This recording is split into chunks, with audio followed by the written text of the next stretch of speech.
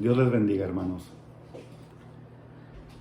Estamos aquí dándoles un mensaje que, bueno, a través del sistema de video estamos tratando de comunicarnos y de transmitir este mensaje de la palabra de Dios el día de hoy para todos ustedes.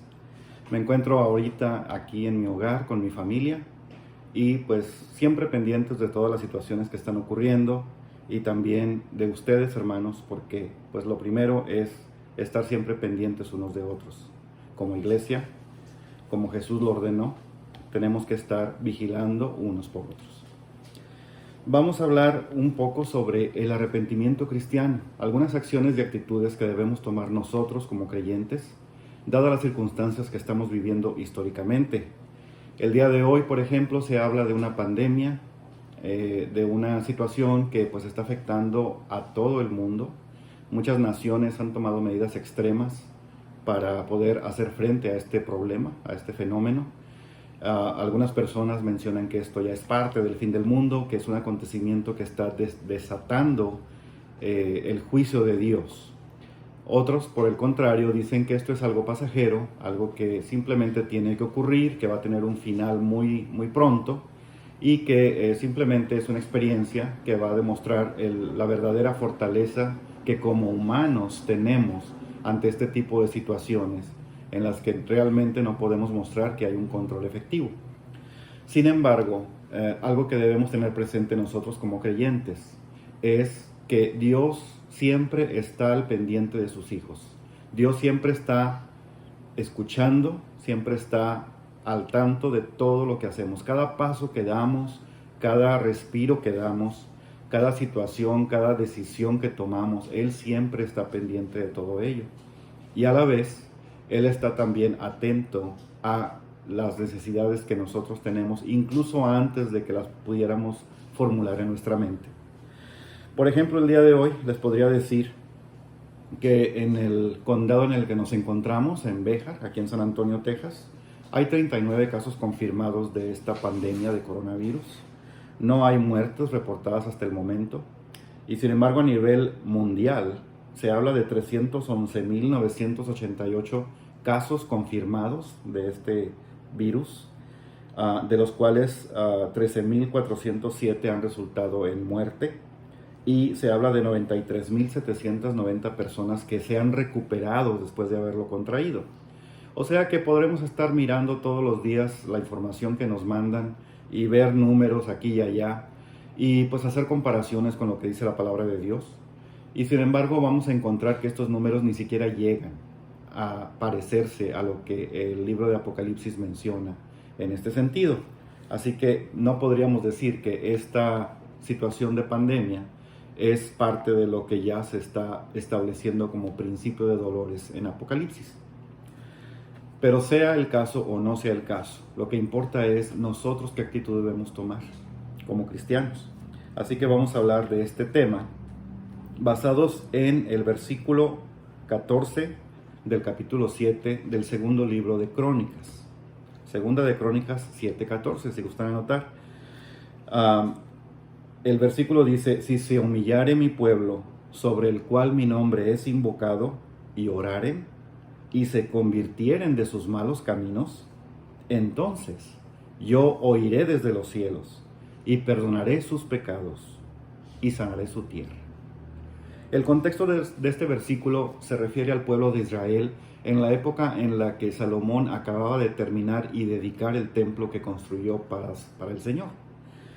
Sin embargo, lo que establece aquí el Señor en su declaración, en este versículo, se aplica a todo aquel que se puede considerar parte de su pueblo, a todo aquel que se puede considerar hijo de Él.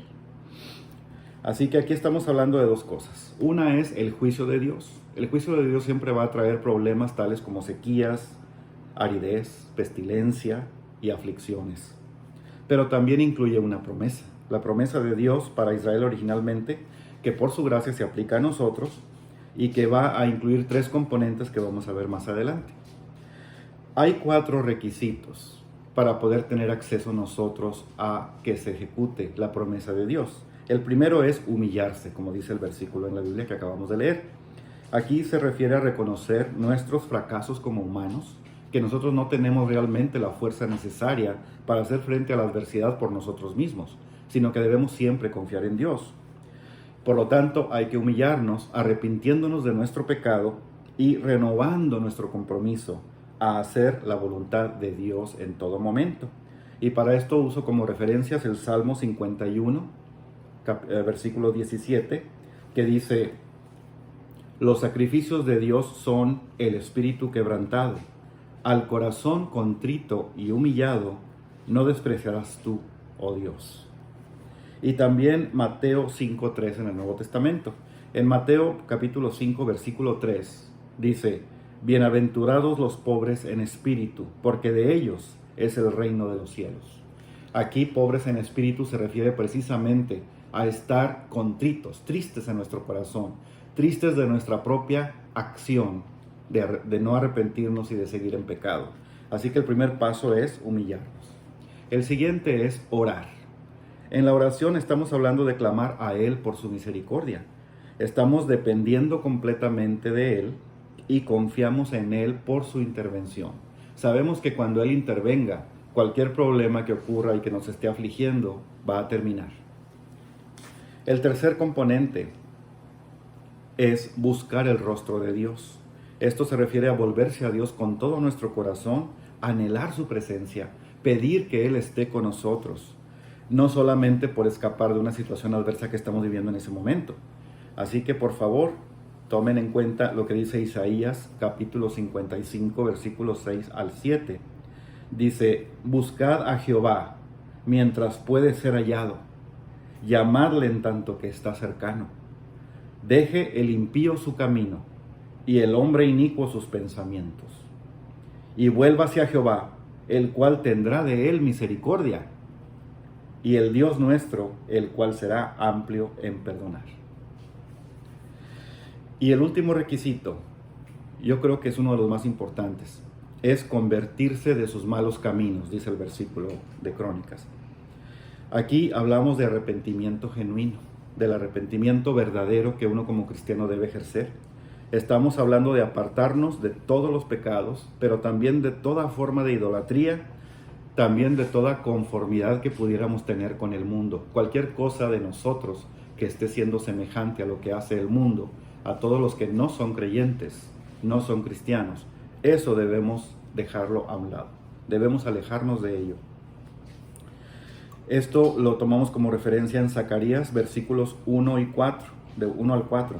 Dice: no seáis como vuestros padres, a los cuales clamaron los primeros profetas diciendo: así ha dicho Jehová de los ejércitos. Volveos ahora de vuestros malos caminos y de vuestras malas obras. Y no atendieron ni me escucharon, dice Jehová.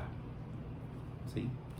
También en Hebreos, en el Nuevo Testamento, capítulo 4, versículos 16, dice: acerquémonos pues confiadamente al trono de la gracia, para alcanzar misericordia y hallar gracia para el oportuno socorro. Muy bien.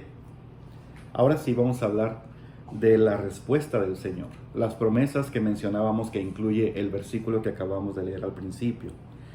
Es una promesa triple, sí, tiene tres componentes, porque Él habla de que va a oír, va a perdonar y va a sanar, ¿sí?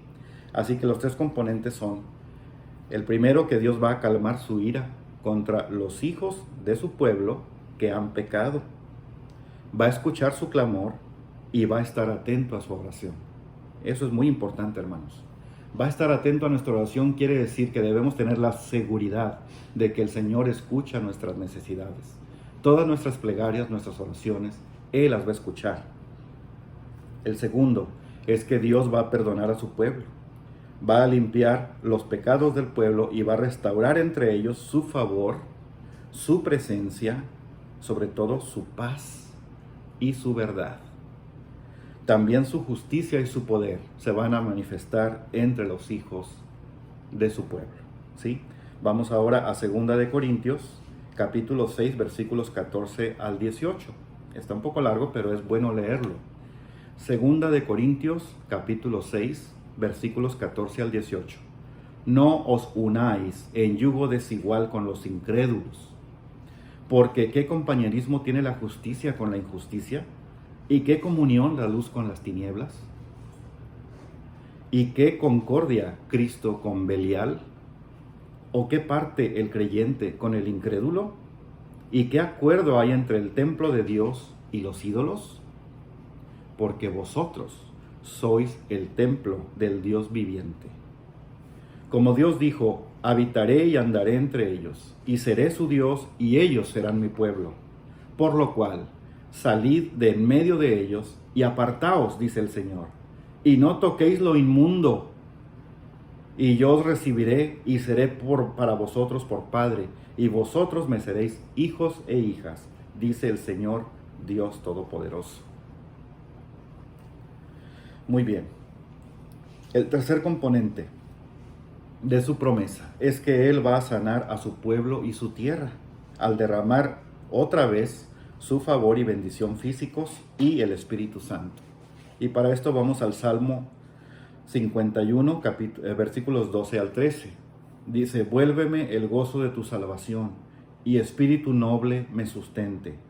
Entonces enseñaré a los transgresores tus caminos y los pecadores se convertirán a ti.